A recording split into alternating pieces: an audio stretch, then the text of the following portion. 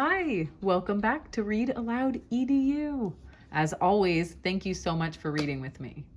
We have a classic story, Where the Wild Things Are. Story and pictures by Maurice Sendak. Do you know this story? It's a popular one. Do you like to use your imagination? There's the title page. Where the Wild Things Are.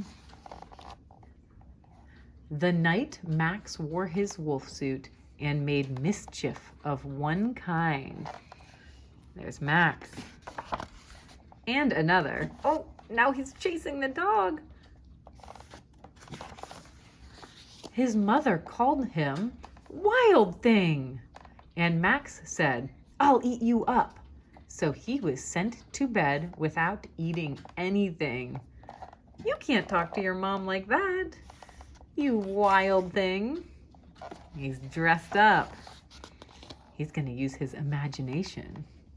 That very night in Max's room, a forest grew. Look, I see the trees growing. And grew. I think Max likes this. Very cool. And grew until his ceiling hung with vines and the walls became the world all around.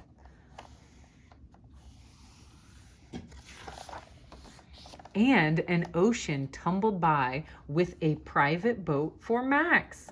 And he sailed off through night and day. There he goes. Max. And in and out of weeks and almost over a year to where the wild things are. He made it. What an adventure. And when he came to the place where the wild things are, they roared their terrible roars and gnashed their terrible teeth and rolled their terrible eyes and showed their terrible claws. Look at those wild things. Max doesn't look very scared though, does he? Till Max said, "Be still," and tamed them with the magic trick of staring into all their yellow eyes without blinking once, and they were frightened and called him the most wild thing of all. Wow, he scared the wild things and made him king of all wild things. Max is king. And now, cried Max, let the wild rumpus start. What are they going to do? Ooh, they're dancing and howling under the moon. And they're using the trees like monkey bars. Look at that big smile. They are having fun. Look, King Max is going for a ride as they're marching through the forest. Now stop, Max said, and sent the wild things off to bed without their supper. And Max, the king of all wild things, was lonely and wanted to be where someone loved him best of all. Then, all around from far away across the world, he smelled good things to eat. So he gave up being king of where the wild things are.